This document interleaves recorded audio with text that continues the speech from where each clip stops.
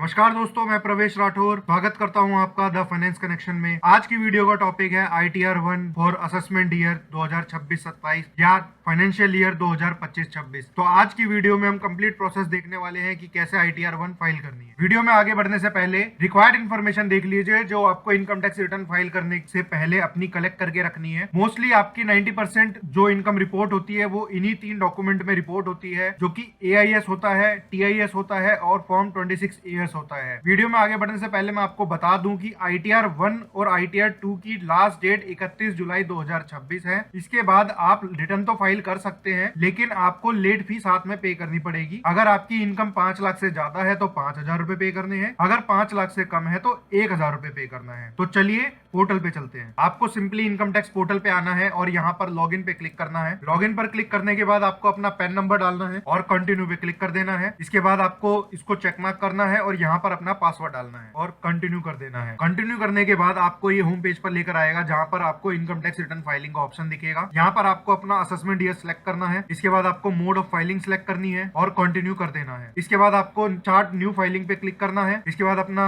Filing type select करना है, हमारा इंडिविजुअल है। फिर उसके बाद प्रोसीड पे क्लिक करना है। इसके बाद आपको अपना ITR फॉर्म सिलेक्ट करना है और प्रोसीड विद ITR-1 पे क्लिक करना है। क्लिक करते ही आपको एक पॉपअप दिखेगा जिसमें लिखा है कि न्यू रिजीम आपकी डिफॉल्ट रिजीम है, अपनी टैक्स लायबिलिटी न्यू और ओल्ड के साथ कंपेयर कर लें, उसके बाद ही आप आगे फाइलिंग करें। और जब आप ओल्ड सिलेक्ट करेंगे तो ही आपको डिडक्शंस मिलेंगी। न्यू रिजीम में आपको किसी भी तरीके की डिडक्शन अलाउड नहीं है। इसको ओके पे क्लिक करना है और लेट गेट स्टार्ट पे करना है। इसके बाद ये आपसे पूछेगा please answer the following question. आपको सिंपली अदर पे क्लिक करना है और कंटिन्यू कर देना है। इसके बाद ये आपको एक पॉपअप दिखाएगा कि जो भी डेटा आपका पोर्टल पर अवेलेबल है वो ऑलरेडी प्री फिल्ड है, तो आप उसको चेक कर लीजिए और उसके हिसाब से ही फाइलिंग करना। ओके करना है। इसके बाद पहला स्टेप आता है पर्सनल इन्फॉर्मेशन। आपको इस पे क्लिक करना है और अपनी इन्फॉर्मेशन को चेक करना है। इसके बाद यहाँ पर आता है नेचर ऑफ एम्प्लॉयमेंट। तो हमारे केस में एम्प्लॉय गवर्नमेंट एम्प्लॉय है। अगर आपका प्राइवेट जॉब हो तो आप उसमें अदर सेलेक्ट करेंगे, ये नीचे ऑप्शन दिया हुआ है अदर का, और आगे कंटिन्यू करना है। हमारे केस में स्टेट गवर्नमेंट का है तो हम इसको स्टेट गवर्नमेंट में सिलेक्ट करेंगे। इसके बाद ये फाइलिंग सेक्शन बोलता है हम ड्यू डेट से बिफोर अभी फाइलिंग कर रहे हैं, ये 139 सबसेक्शन 1 के अंदर जा रही है। इसके बाद ये आपसे पूछता है do you wish to exercise opt out new regime. देखिए मैं तो न्यू रिजीम में फाइल करने वाला हूं, तो मैं इसको ऑप्ट आउट नहीं कर रहा, नो ही सिलेक्ट रहने दूंगा। नो सिलेक्ट रहने से आपकी ITR न्यू रिजीम में फाइल होगी। अगर आप यस करेंगे तो ये ओल्ड रिजीम में चली जाएगी। उसके लिए फिर आपको फॉर्म 10IE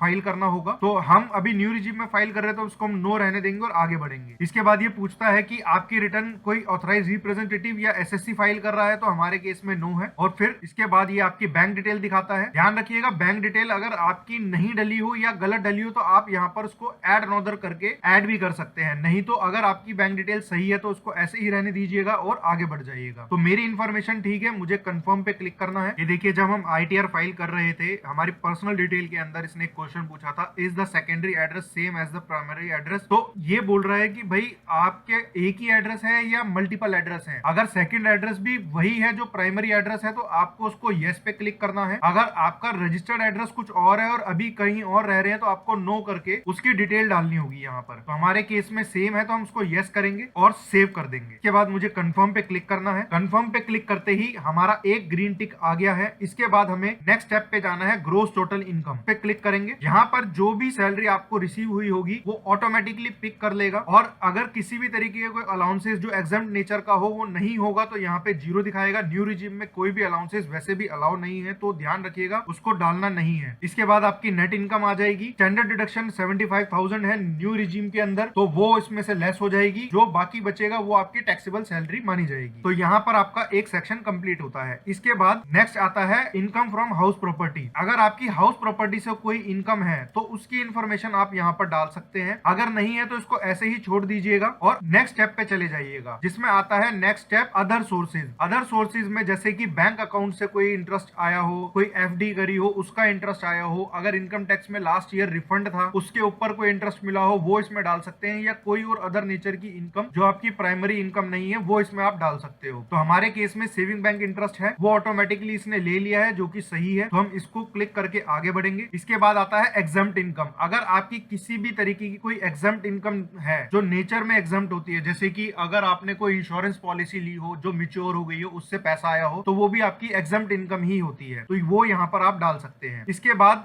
नेक्स्ट आता है लॉन्ग टर्म कैपिटल गेन। अगर आपने कोई भी इन्वेस्टमेंट करी है जो लॉन्ग टर्म नेचर की थी तो वो इन्फॉर्मेशन आप यहाँ डाल सकते हैं। ध्यान रखिएगा इनकम आपकी 1,25,000 से कम होगी तभी वो ITR 1 में जाएगी, नहीं तो उसके लिए आपको ITR 2 फाइल करनी होगी। तो यहाँ पे मेरा दूसरा ग्रीन टिक भी आ गया है। इसके बाद थर्ड पे आते हैं टोटल डिडक्शन। जैसा कि मैंने आपको बताया कि न्यू रिजिम में किसी भी तरीके की डिडक्शन अलाउड नहीं है, तो आप उसमें कोई भी डिडक्शन मत डालिएगा। लेकिन एक डिडक्शन है जो आप क्लेम कर सकते हैं, वो भी उस केस में जब आपके एम्प्लॉयर ने आपका कंट्रीब्यूशन पे करा हो, जो कि होती है 80 CCD सबसेक्शन 2। अगर एम्प्लॉयर ने सेपरेटली उसको दिखाया है तभी आप इसको यहाँ पर मेंशन कर सकते हैं, नहीं तो वो भी मेंशन नहीं कर सकते। इसके बाद आती है next 80 CCH contribution to Agnipath scheme. अगर इसमें आपने कोई कंट्रीब्यूशन दिया है तो ही आप इसमें डालेंगे, नहीं तो इसको भी ऐसे ही रहने देंगे। इसके बाद ये आता है एनी अदर डिडक्शन, तो हमारी कोई और डिडक्शन भी नहीं है। इसके बाद ये टोटल डिडक्शन करता है और हमारी सारी ही डिडक्शन जीरो है, इसीलिए इसका टोटल भी जीरो आया है। इसके बाद हमें कंफर्म पे क्लिक करना है। जैसे ही आप सेव करेंगे देखिए तीसरा ग्रीन टिक भी आ गया है। इसके बाद हमारा चौथा सेक्शन आता है टैक्स पेड। इसके अंदर आपने अगर इनकम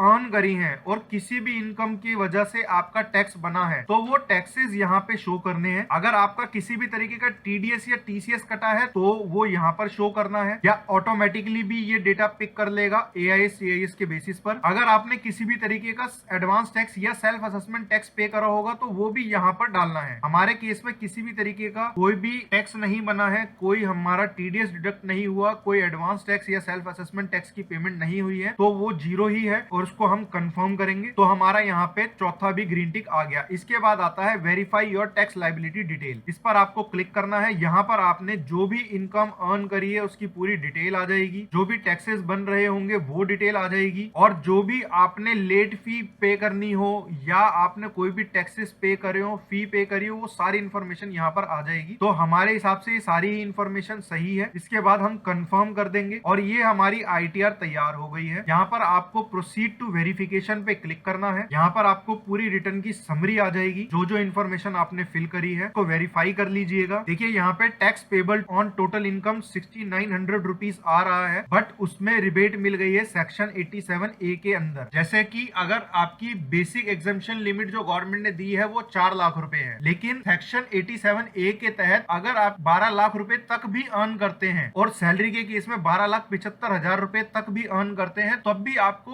कोई भी टैक्स पे नहीं करना है। तो जैसे ही इनकी सैलरी 4 लाख से ज्यादा बनी, उस पे टैक्स पेबल आ गया 6900 और उसके साथ ही उसको रिबेट भी मिल गई है 6900 की, जिससे उनकी टैक्स लायबिलिटी जीरो हो गई है। इसके बाद टोटल टैक्स पेड जीरो है, अमाउंट पेबल रिफंड वो भी जीरो है क्योंकि किसी भी तरीके का TDS भी नहीं कटा था। अब हमने प्रीव्यू एंड सबमिट रिटर्न पे क्लिक करना है। इसके बाद उनकी इन्फॉर्मेशन आ जाएगी। यहाँ पर आपको चेक बॉक्स पे क्लिक करना है, इन्फॉर्मेशन देख लीजिएगा, अगर सही है तो उस पे आगे बढ़ना है। अगर कहीं भी करेक्शन की नीड है तो जैसे आप फादर नेम में करेक्शन कर सकते हैं, कोई स्पेलिंग मिस्टेक हो या आपका प्लेस नहीं डाला हुआ है तो यहाँ पर आप प्लेस भी डाल सकते हैं। अगर आप एज अ TRP फाइल कर रहे हैं तो उसकी इन्फॉर्मेशन यहाँ डाल सकते हैं और इसके बाद प्रोसीड टू वैलिडेशन पे क्लिक करना है। जैसे ही आप उस पर क्लिक करेंगे, अगर रिटर्न में कोई भी एरर नहीं आती तो आप प्रीव्यू पे क्लिक करेंगे। ये आपका फॉर्म बनकर आ गया है, आप इसको देख लीजिएगा और प्रोसीड टू वैलिडेशन पे क्लिक कर देंगे। इसके बाद आपका वैलिडेशन सक्सेसफुल हो गया है, आप प्रोसीड टू वेरिफिकेशन कर सकते हैं। यहाँ पर वेरिफिकेशन करने के लिए इन्होंने ऑप्शन दे रखे हैं, जैसे E-वेरीफाई नाउ, इसको आप सिलेक्ट करेंगे तो इससे आधार रजिस्टर्ड मोबाइल नंबर पे एक OTP जाएगा। वो OTP आपको यहाँ डालना है और रिटर्न को सबमिट कर देना है। यहाँ पर ये इंस्टेंट वैलिडेट हो जाएगी, जो गवर्नमेंट की रिकमेंडेड भी है। अगर आप E-वेरीफाई बाद में करेंगे तो आप इस सेकंड ऑप्शन पे क्लिक करके अपनी रिटर्न फाइल कर सकते हैं, जिसमें ये आपको एक पॉपअप दिखा रहा है कि देखिए आप E-वेरीफाई